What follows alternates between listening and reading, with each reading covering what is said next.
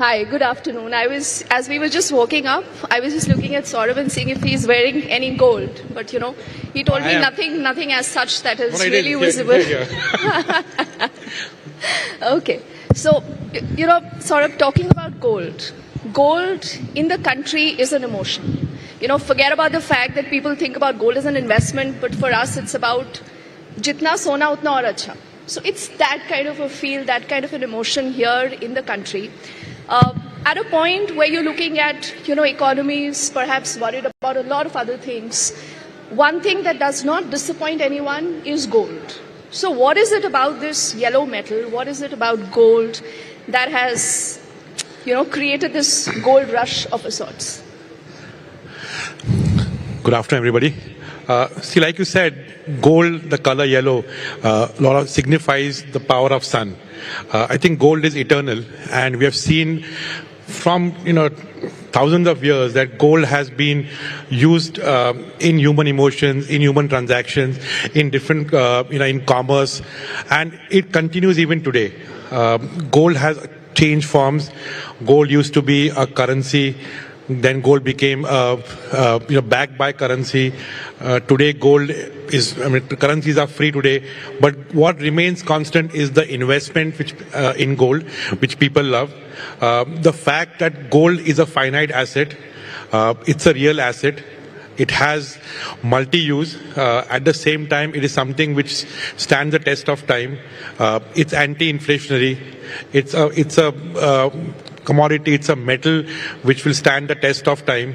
And we have seen that it's not gold rush today, the rush has always been there. And I think especially during times of uncertainties, during economic uncertainties, during geopolitical uncertainties, gold is what is sought after. And this is what we're seeing today, that the whole jewelry industry, the whole gold industry is seeing a huge interest, and interest from a lot of first timers. Because we are living in an uncertain era, we are living in times where there is no certainty of what's going to happen in the coming decade, in the coming years. And this is where gold plugs in as a tool which can help you to, hedge, help you to protect your wealth, help you to, have a plan B ready. And I think Indians have a different approach to gold. Indian household, every household has gold, and the estimates India could have 25,000 tons of gold, 50,000 tons of gold. Nobody knows how much gold the Indian households have, and that again has been reinforced during COVID, when Indian economy stood strong, where people could survive because of the gold they had with them, and that came as a last resort option for people to pay off their medical bills, to pay off their liabilities in those uncertain times. So I believe that this is a real asset, and we as jewelers see this, that the interest is going to just keep on growing. It's a great time for the entire industry and for the for investment in gold. I think we all are bullish on the future of gold. And I think being a true brand ambassador of your company, you have obviously encouraged people to go and buy more gold. But when you say this, Saurabh, people would also want to know whether this is the right time to buy gold. Should they be waiting? How do you see things moving in, keeping in mind the geopolitical situations? You're looking at almost emerging war situations across the globe. And even otherwise, like India, you say, is a conservative market, but still when it comes to gold, the priorities are pretty clear. You've seen the government of late, making certain changes that has kind of boosted that demand also. Is this a real demand for gold, or this is, again, like they say, pushed by the industry? So to answer your question first, there is no right time. I think every time is the right time to buy gold. Like we have looked at, mutual funds, what people spoke right now, that you have to keep on looking at the power of compounding and keep on staying invested. I think the same philosophy applies for gold. In India, people buy gold in two forms. It can be gold as bars, coins, or it can be jewelry. I think in India, we have this unique concept of where your investment. So the jewelry you buy can also be worn and also be used as an investment, as a last resort cash in case a time comes for it. But I think this demand is real. This demand is not created. There's no hype around it, because gold fundamentally, like I mentioned before, is finite. The supply of gold is limited annually. and the demand is affected by a lot of things, primarily looking at today's geopolitical pressures around the world, the trade wars which are happening around the world. We are living in uncertain times. We are living in times which are going to be challenging. The world is going to see a lot of challenges on different fronts, and one has to stay diversified. So the risk which an investor is going to face has to be diversified, and I think in that, gold is playing a very important role in everyone's portfolio. This is not only said by if you had a grandfather telling you that stay invested in gold, have some gold, but today financial consultants, industry is talking about it, and I strongly recommend that people should have investment in gold as a part of their entire portfolio. Fortunately, in India, jewelry also is an investment. You'll be spending some 15-16% on making charges, but beyond that, it's the metal which will remain with you. Period of time, the metal will give you the benefit of appreciation and also of adornment. So this is a unique opportunity which India has. And if you look at Indian households, be it people even below poverty line, everyone has some gold in their households. And this, I think, also goes back to a tradition of having gold as a part of weddings, gold as a part of your status. So the habit of was inculcated long ago of buying gold, buying jewelry, keeping it in the house. And I think that's the most prudent advice I'd give to people here. As gold should be looked at as a serious asset and not as a speculative asset. One should not speculate in gold. One should not just buy gold based on tips. One should buy gold as savings and look at it long term. I think it's the right time. Gold always has shown that it's a safe investment and an investment which gives rewards. And when you say this, there's a lot of viewer interest in a lot of things you said. So I'll just push that point a little further. Gold, platinum, diamonds, there's a lot of conversation now about jewelry. So where does gold really stand this? You believe, like they say, old is still gold. So, gold is the real gold. Is that the only thing that matters? Or you think moving across, you could have new metals that we could be looking at? That is the first question. And the other thing is about the hallmark, the standardization of gold. As consumers, how should we be aware? And where is it that your brand comes in? What is it that you do differently that, you think our audiences and our viewers must know? So I think your first question about different metals, I think today platinum is being seen as a jewelry metal. Investment-wise, there are a lot of metals which people today invest in. There'll be copper, zinc, platforms like, commodity exchanges have a lot of metals to invest in. When it comes to jewelry, it's primarily gold. There is a portion of people who are looking at platinum, but that's a very, very small percentage. In gold, there's new trends evolving. There is, now mix and match. So you'll find dual metal, gold and platinum coming together in the form of jewelry. There'll be, gold which is in different caratage now. So you're seeing 14 karat jewelry, 18 karat jewelry. So I think gold is ductile, malleable, can be made in different forms. And that's what is the beauty of gold. As an industry, I think we have come a long way ahead. Today, we are around an $85-90 billion industry in India. I think it's growing at a CAGR of about 20-25% annually. So in the next 4 years, the industry is looking at almost doubling from here. And a large portion of that, I think, is because of the one side regulations by the government in terms of quality, hallmarking being mandatory, certification being mandatory, and awareness for the consumers on looking at buying gold from reputed brands, transparency, asking for invoices. So the whole perception about the industry, which was considered to be unorganized, is being changed. And also is talking in terms of numbers. Today, I think India would have around 1 million jewelers, which again is a huge number when it comes globally. China would be talking about 200,000. We are at 1 million. So I think that's a number which, that's why the whole industry was unorganized. It's moving fast towards consolidation, moving fast towards getting organized. I think today almost 40-45% industry is organized, and we are moving at a very fast rate. What this brings to a consumer is quality, assurance, better designs, and a whole new shopping experience. So I think, like we're saying, Vikasit Bharat, in this, we are a part of it in a big way. Today, Indian jewelry, our manufacturing is looked at worldwide as the pioneers. Same thing will happen in retail. Because when Indians buy jewelry, it's an emotion. It's not just a product. Here, jewelry means, it's a very, very deep-rooted emotion in the family. So it's a relationship, and that's very unique of our country. Worldwide, jewelry is looked at as fashion, glamour.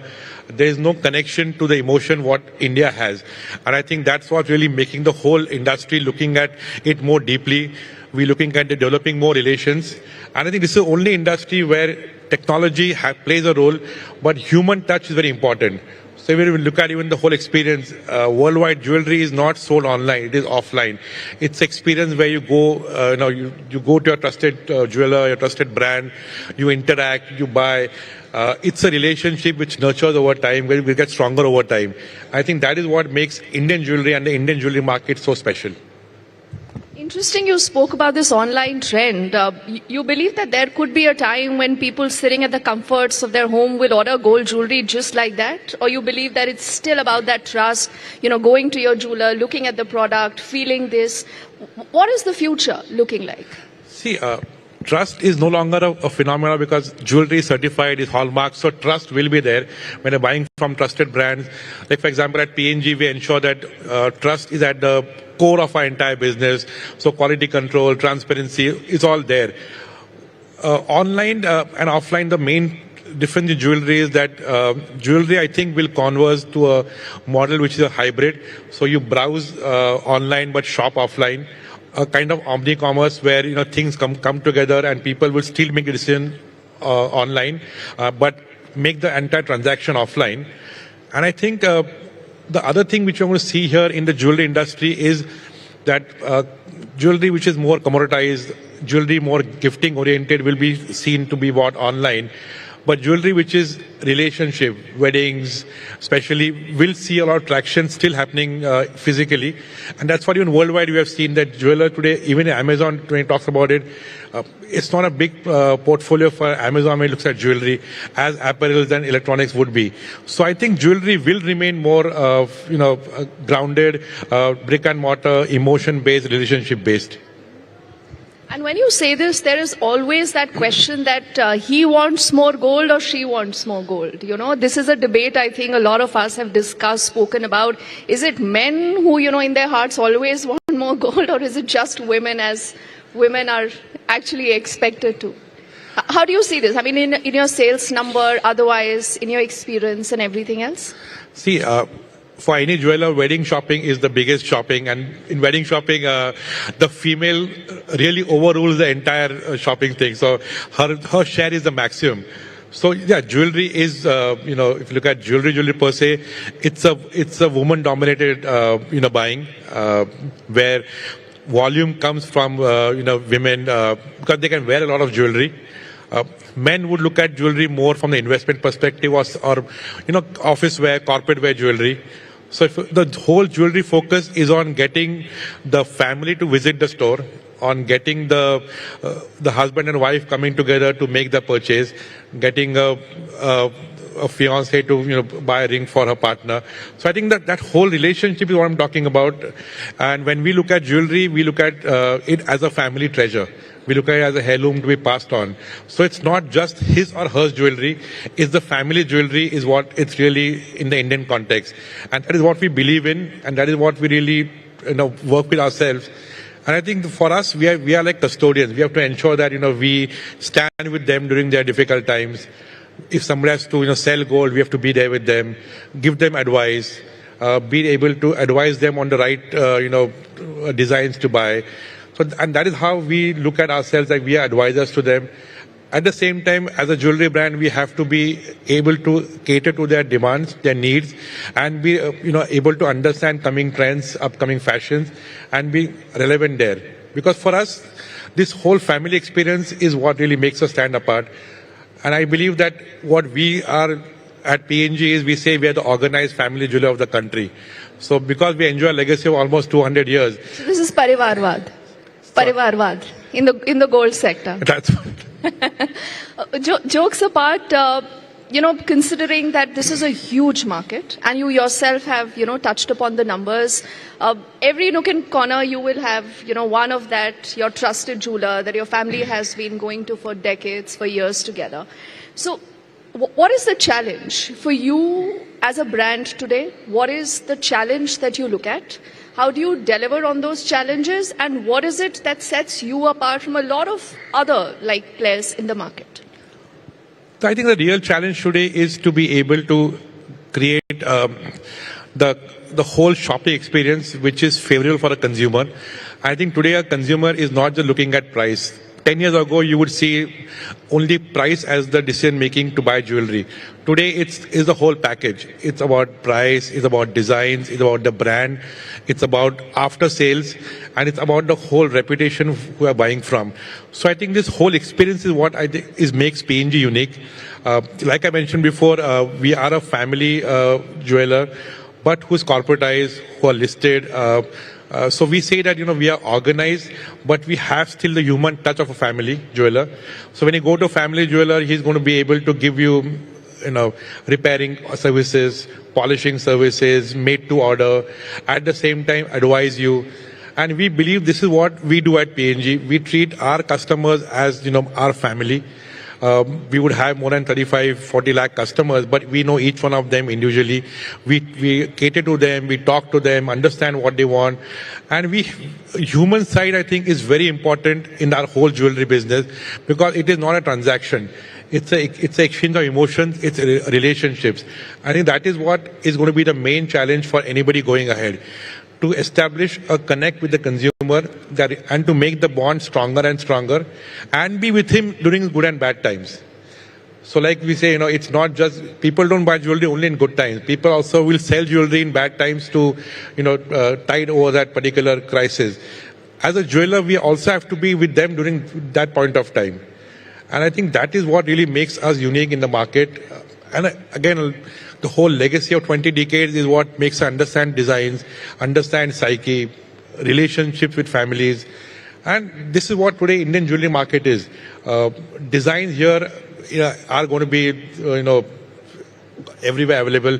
There's nothing which will really, make you have a trademark on a particular design. But what you can trademark is your service. What you can trademark is your entire process.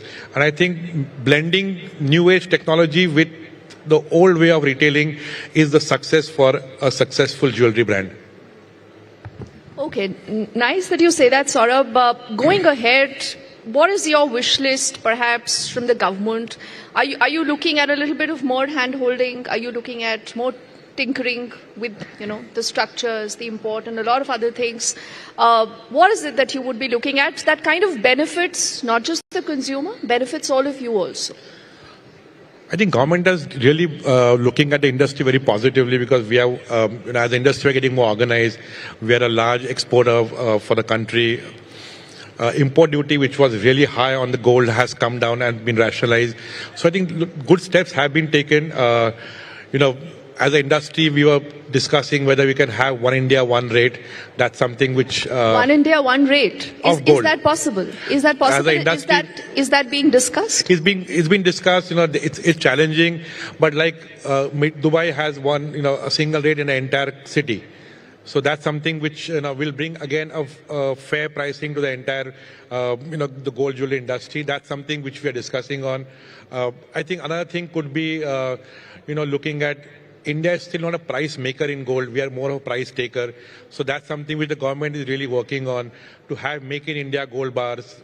The Indian exchange will start, being able to command a position where we can start making prices. The exchange here in Gift City can be able to, have buyers and sellers and be an active price maker.